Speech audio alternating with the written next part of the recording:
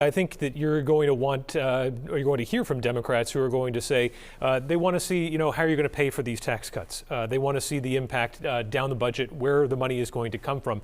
An important thing to keep in mind here is essentially what the governor mentioned off the top. This was a real concern, 10 months ago, that potentially the state would be staring down the barrel of, apocalyptic budget cuts, and that's not going to happen. What you ended up hearing the governor talk about today with this $50 million budget hole related to the pandemic was a lot of level funding. That's going to be a constant here. There's going to be fights over things in this budget, but it's not going to be the true test of what's going to be in or out that we would normally see in a situation like this. You heard the governor talk a lot about reviewing accomplishments. There was so much money in the budgets that were drawn up in 2017 and 2019 from the economic run that was spurred on in large part by some of the tax reform coming out of Washington, that the state really could fund a lot of things that it hadn't before. This time around, as you heard the governor used words like continuing, maintaining.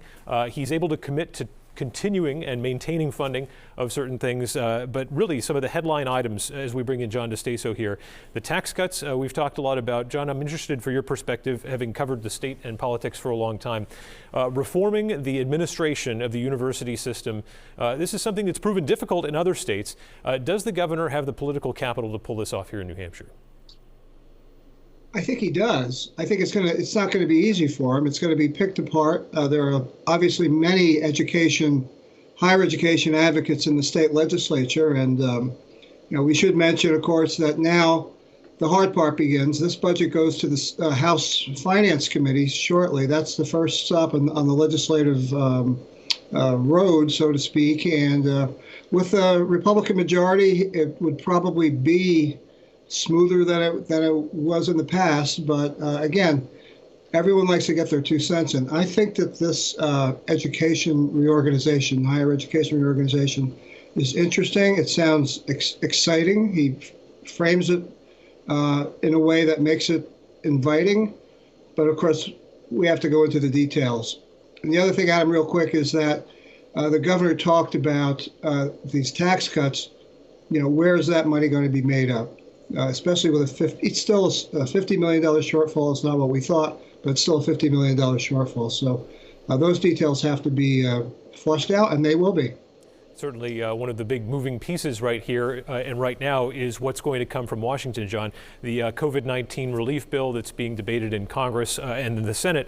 There is, we have heard, probably going to be some state and local aid. Part of the, and you can speak to this a little bit, part of the deal here, once this bill heads into the House and the Senate, the process, they learn more as they go. The governor sets the bar.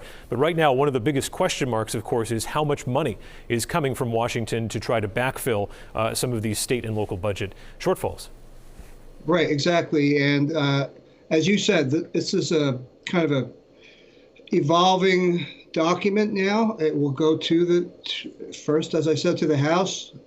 They will pick it apart. The House Finance Committee has 3 separate entities that take department by department. Eventually, it'll go to the Senate, and the Senate Finance Committee, while it's a smaller body, of course, really will take it line by line. During that period of time, more information will come to light on what's coming from the federal government. And New Hampshire's always relied heavily on federal funding to help balance its budget. And I think now with the COVID-19 funding on the way, to one degree or another, there will be additional federal funding that will be put there.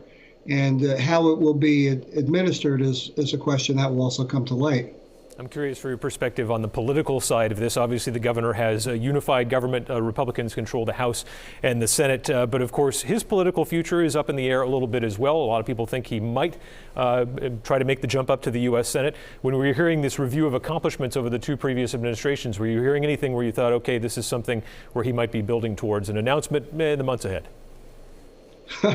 Well, I think that what he's doing is right now with the budget, keeping his sort of the task at hand. The best way to campaign is to perform, and so right now he's trying to perform.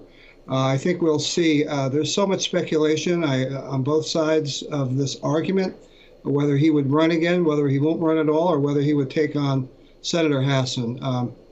As far as pushback goes, Adam, again, I've seen many unified governments in New Hampshire. especially on the Republican side, and they don't always end up so unified. Everyone wants to get their piece of the pie, and I've seen, going back to the governor's father, he would feud with the Republican legislative leadership. I don't see that being so much of an issue with Governor Sununu, but it will be the budget that and the policies that he talked about. Very interesting with the university system, the Department of Energy, that the student debt relief. Those may also get some pushback, not just from Democrats or Democrats trying to adjust it to their will, but the Republicans in the legislature as well. And that's especially true in the state Senate, where you have Senator Morrison, Senator Bradley, and a very headstrong group of leaders there.